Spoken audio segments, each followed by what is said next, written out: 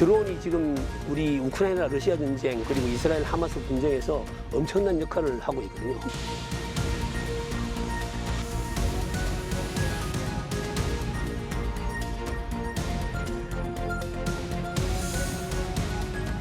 대한민국 육군 또는 공군, 해군도 이런 드론들을 빠른 시간 내에 빨리 획득해야 되겠다.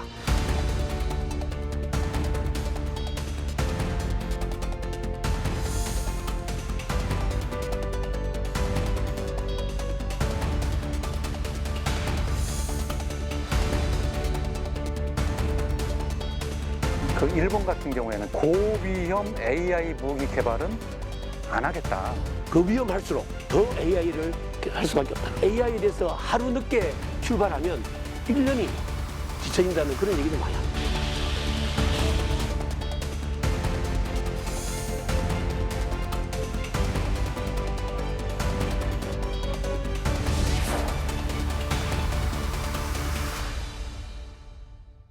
네, 시청자 여러분 안녕하십니까? 요즘 인공지능 AI가 전 산업을 휩쓸고 있죠. 국방 분야도 예외는 아닙니다. 그래서 오늘 역전의 이슈에서는 AI가 국방 분야에 어떤 영향을 미칠지 자세히 살펴보는 시간 마련했습니다. 육군 교육사령부 AI 유무인 복합 전투체계 개념 발전과 박원수 과장님 자리에 함께 있습니다. 안녕하십니까? 안녕하십니까? 네, 초대해 주셔서 감사합니다. 예, 안녕하세요. 네.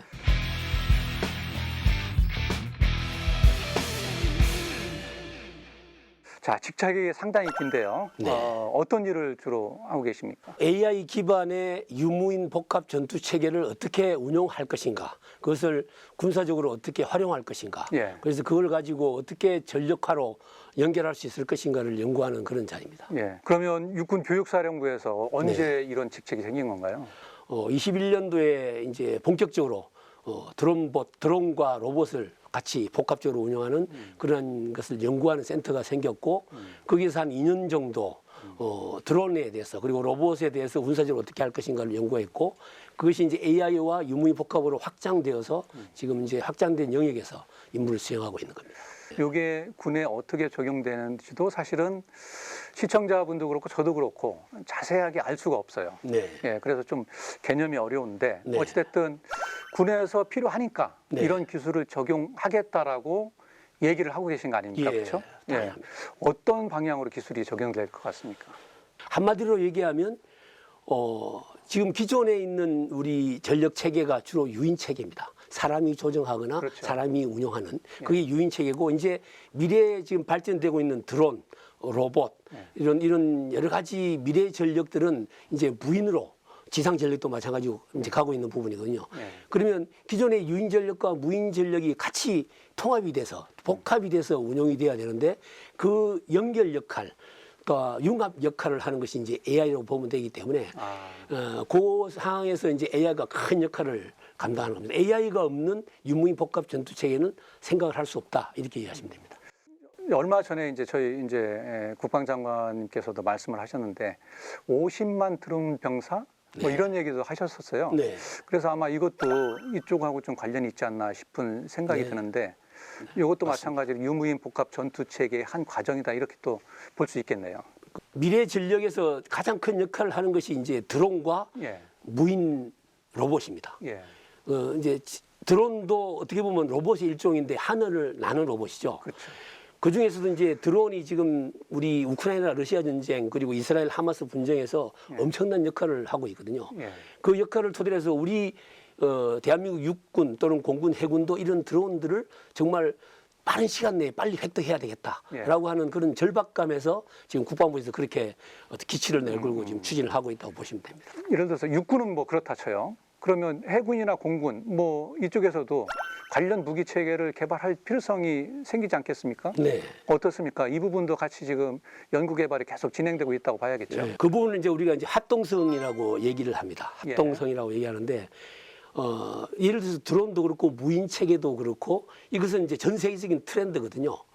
그게 육군에서는 드론과 지상의 어떤 무인 차량으로 하는 그런 부분이 있지만 예를 들어서 해군은 해군 함정, 무인 수상정, 무인 잠수정 이런 또 무인 의뢰 뭐 이런 다양한 어떤 무인 체계들을 해군 차원에서도 개발을 하고 있는 상태고 공군은 이제 공군의 기존의 전투기, 유인 전투기가 윙맨이라고 해서 무인 전투기를 옆에 달고 이렇게 하나의 운용하는 편대를 네, 편대를 편성해서 가는 그런 어떤 유무인 복합, 그게 일종의 유무인 복합입니다.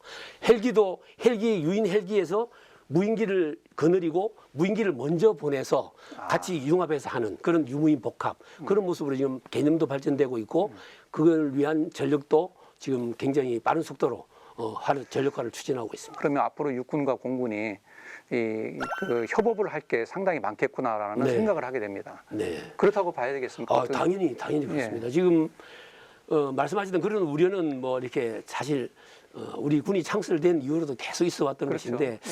요즘은 화두가 뭡니까? 연결입니다. 연결.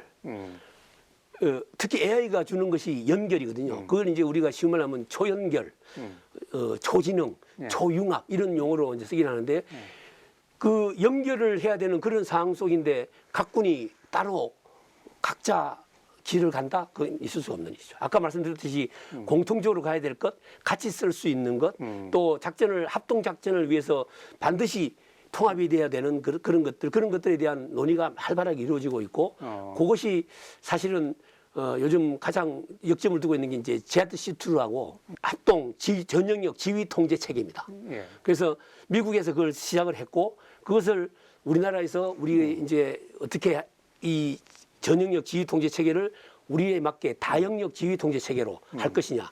그게 이제 우리나라 버전으로 만든 것이 KICS-K라고 KCCS-K라고 있습니다. 예, 예. 코리아 커맨드 컨트롤 시스템인데 한국형 지휘 통제 체계. 그게 이제 육해 공군을 다 통합하는. 예. 일단 각 군의 체계를 다 빨리 하고 그것을 나중에 연결해주는 그런 작업들이 지금 이루어지고 있다고 보시면 됩니다.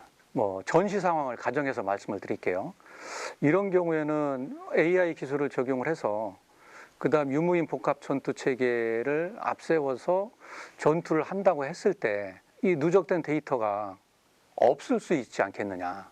왜냐하면 전쟁을 한두 번쯤 경험을 해봤어야 데이터가 쌓일 텐데 네. 그런 데이터 없이 상상만으로 이럴 거야라고 만든 데이터 자료가 과연 전장에서 사용할 수 있을 만큼의 그런 데이터로 우리가 신뢰할 수 있겠느냐. 이런 의문점이 생길 수 있거든요. 네. 이 부분에 대해서는 어떻게 생각하십니까? 지금 실제로 이제 예를 들면 우리가 KCTC라고 인제 과학화 훈련센터가 이제 라이브로 실제 실병 기동 훈련하는 데가 있고 예. BCTP라고 예. 전투 모의 훈련이 있습니다. 전투 지휘 훈련인데 그건 대전에 예. 이제 전투 BCTP단이라고 하는 데서 이제 하는 거고 KCTC는 여단급 이하에서 실병 기동 실제로 기동을 하면서 이제 훈련하는 거고 BCTP는 지휘소에서 지휘소 훈련입니다. 예. 모의를 통해서 예. 모의된 그런 어떤 교전 규칙에 따라서 이제 하는 그런 부분인데 거기서 데이터가 많이 축적이 될 수 있습니다. 그리고 각군 이제 육해 공군을 포함한 각군 학교도 교육을 하지 않습니까? 대대장반, 여단장반, 전대장반 이런 게 교육을 하면 거기서 막 실습하는 자료들이 있습니다. 그런 자료들도 굉장히 좋은 자료거든요. 그거는 뭐 적상, 아우상에서 하기 때문에. 근데 그것이 사실 현재까지는 축적이 잘 안 되어 왔습니다.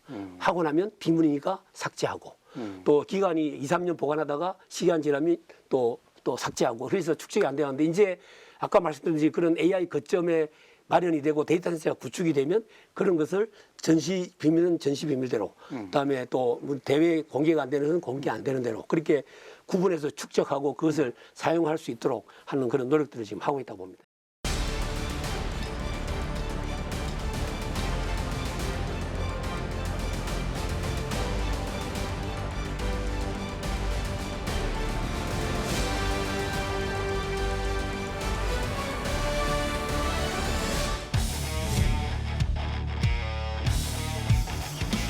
자, 그러면 지금은 유무인 복합 체계, 전투 체계라고 네. 부르고 있습니다만 시간이 좀 더 지나면 그냥 무인 전투 체계로도 발전할 수 있겠어요? 당연하죠. 이런 무인 전투 체계가 갖춰지는 상황은 스스로 AI가 판단을 하는 상황까지 갔을 때 이제 가능해진다라고 생각해 볼 수가 있거든요. 네. 그러면 여기서 발생할 수 있는 문제, 그러니까 그 인간이 판단해야 될 그런 문제 있지 않습니까? 네. AI는 기계이기 때문에 감정이 없고 그리고 민간인인지 군인인지를 구분해서 때려야 되는데 AI는 뭐 그냥 민간인 구분, 뭐 군인 구분 안 하고 때릴 수 있다. 이러면 윤리적인 문제도 발생할 수 네. 있는 거 아니겠습니까? 당연합니다. 예. 그 부분이 어떻게 보면 가장 숙제가 될 수 있겠어요. 이런 것도 네. AI 학습을 통해서 스스로 만약에 판단하고 전투를 할 수 있는 상황이 생기면 그 AI 전투 체계가 가능하냐, 인간처럼 전투를 네. 할 수 있겠느냐. 그 이제 윤리에 관련된 문제거든요. 예. 결론부터 말씀드리면 예. 현재 생각하고 있는 것은 AI가 스스로 결정해서 타격하는 것은 없다. 인간이 꼭 개입을 해야 된다. 인간이 개입을 해야 된다. 예. 그런데 인간이 개입하는 것은 어떤 두 가지의 어떤 루트가 있습니다. 그게 뭐냐면 최종 결심은 예. 사람이 한다. 그게 이제 용어가 휴먼 인 더 루프가 있고 휴먼 온 더 루프가 있습니다. 휴먼 인 더 루프는 이 루프 안에 오다 루프 안에 우다 루프 안에 사람이 들어가 있는 거예요. 온 더 루프는 그 루프 안에 사람이 잠깐 타 있는 겁니다. 예. 그러니까 인 더 루프는 사람이 완전히 개입을 하는 거예요. 방금 말씀드렸듯이 야 결정은 내가 해. 너는 그 전에 판단하고 분석하고 인식하고 분석하고 판단까지는 AI가 합니다. 예. 판단까지는. 근데 결정은 때려 말어 타격해 말으라고 결정은 사람이 통제한다. 휴먼 인 더 루프입니다. 예. 휴먼 온 더 루프는 조금 느슨한 겁니다. 예. 그래서 야 AI가 너가 웬만한 건 좀 민감하지 않은 거 예. 이런 것들은 너가 알아서 해. 예. 근데 요 민감한 것은 내가 개입을 할 거야라고 해서 하는 그런 어떤 용어까지도 지금 있으면서 예. 그런 방법이 개념이 발전이 되고 있습니다. 그 왜 이런 말씀을 드리냐면 그 일본 같은 경우에는 자료를 찾아보니까 고위험 AI 무기 개발은 안 하겠다. 네, 이런 이제 얘기를 하고 있어요. 네, 이게 이제 거꾸로 말씀드리면 AI가 스스로 판단하는 상황이 와버리면 결국은 인간을 위협하는 상황이 올 수 있기 때문에 그 정도까지 AI를 적용한 유무인 복합 전투 체계는 안 가겠다 이런 얘기를 이제 한 적이 있었거든요. 네, 근데 아무리 그 루프 안에 인간이 들어가서 최종 결정은 인간이 하더라도 네. 중요한 건 뭐냐면 누군가 그 안을 침투할 가능성이 있다는 거죠. 해킹할 수 있죠. 그렇죠. 네, 이런 경우에는 속수무책이 될 가능성이 네. 없지 않겠냐. 이 부분에 대해서는 어떻게 생각하세요? 그 뭐 이렇게 말씀드리면 좀 이상할 수도 있겠지만 구데기 무서워서 잘못 담가서는 안 됩니다. 예, 예. 네. 그거에 대해서는 충분히 모든 사람들이 이 AI를 연구하는 사람들이 다 우려하고 있고 예. 이게 실제로 미래 거를 이게 하는 영화 이런 데 보면 예. 기계가 사람을 조정하고 막 개입해가지고 예. 사람을 통제하고 그런 것도 있거든요. 예. 그게 충분히 있을 수 있다는 그런 우려를 하고 있습니다. 예를 들자면 그겁니다. 미국이 지금 이제 이제 팔란티어사라고 들어봤죠. 예, 들어봤습니다. 엔두리라고 들어보셨을 겁니다. 지금 AI 두 개 아주 잘 나가는 방산 기업이거든요. 예. 그런데 이 팔란티어가 우크라이나 전쟁에서 히트를 친 겁니다. 어떤 걸로요? 히트를 친 게 뭐냐 하면 의사결정 지원 체계를 가지고 한 거예요. 이 팔란티어는 소프트웨어 회사예요. 예. 그 AI를 가지고 위성을 예. 토대로 해서 거기서 관측하고 감시하고 수집된 그런 걸 가지고 바로 실시간에 아까 말씀드렸듯이 타격 체계나 감시 체계나 결심 체계에 전파해줘 가지고 지휘관이 빠른 시간 내에 결심할 수 있도록 예. 도와주는 그 역할을 하는 그 소프트웨어를 개발을 한 거예요. 좀 조심스러운 부분이 구글이 예. 미국에서는 구글한테 그걸 임무를 주려고 했어요. 예. 근데 구글에서는 방금 일본에서 한 것처럼 야 우리는 군용과 관련된 사람을 살상하는 AI는 개발하지 않아. 예. 처음에 스탠스가 그랬습니다. 예. 그래서 발을 뺐습니다. 예. 발을 빼서 대안으로 팔란티어가 들어간 거예요. 그래서 팔란티어가 지금 오히려 구글보다 이 AI 부분은 특히 군용 AI 부분은 완전히 독보적으로 가 있습니다. 그래서 지금 그게 우크라이나에서 일단 히트를 많이 쳤고 예. 아시다시피 그 스타링크 아시지 않습니까? 예. 스타링크 그게 사실은 그 많은 위성들을 통해서 수집된 어떠한 러시아의 러시아의 상황을 실제 작전 초기에는 우크라이나 그대로 스타링크를 통해서 전달을 해준 거예요. 그렇지 않으면 우크라이나가 못 버팁니다. 예. 그리고 또 중간에 한번 그걸 지원을 끊은 적이 있어요. 그때 엄청나게 그냥 수치관이 밀려버렸죠. 예를 들자면 왜 안 보이니까. 예를 들어서 구글이 이제 예를 들자면 그겁니다. 결론 말씀드리면 고위험에 그건 안 한다. 군용이라서 안 한다. 그랬다가 지금은 방산이 전 세계 화두 아닙니까? 예. 그 촉발한 게 우크라이나 러시아하고 이스라엘 하마스 전쟁입니다. 그 위험할수록 더 AI를 어떻게 적용할 것인가? 그럴 수밖에 없네요. 할 수밖에 없다는 거예요. 그렇지 않으면 뒤처진다. 지금 화두가 야 우리가 AI에 대해서 하루 늦게 출발하면 1년이 뒤처진다는 그런 얘기도 많이 합니다. 예. 과거에는 AI가 한 2년 주기로 혁신이 됐다면 예. 몇 년 전부터는 2, 3개월 주기로 계속 바뀝니다. 이제 최근에는 1, 2주 만에 바뀐다. AI는 1, 2주만 지나면 그 이전의 AI는 구식이 되어버린다 하는 그런 정도로 예. 하루가 다르게 변화되는 게 AI거든요. 그러니까 지금 그 뭐 가만히 있어서는 안 되겠네요. 안 되죠. 지금 안 되죠. 그래서 지금 국방부도 그렇고 합참도 그렇고 각 군본부도 야 이거 안 된다. 예. 지금 이제 우리가 이제 AI에서는 우리 정부에서 10억 뭐 투자한다고 그랬지 않습니까? 예. 작년에 3배. 그러면 그 중에 많은 부분이 국방 분야에 투자가 될 겁니다. 예. 그게 하나의 AX 거점 또는 데이터 센터 구축 또 그게 거버넌스 구축 이런 부분에 투자가 될 것이기 때문에 예. 그것을 어떻게 그러면 빠른 시간 내에 도입을 할 것인가 하는 것을 지금 굉장히 준비하고 있다고 보시면 됩니다. 알겠습니다. 그러려면 좀 사람이 필요한데. 사람이 필요하죠. 예. 사람이 우리 그 AI 유무인 복합 전투 체계 이거 유지하고 개발할 수 있는 인력들이 네. 병력들이 과연 부대 안에 있느냐. 사실은 이게 궁금하거든요. 네.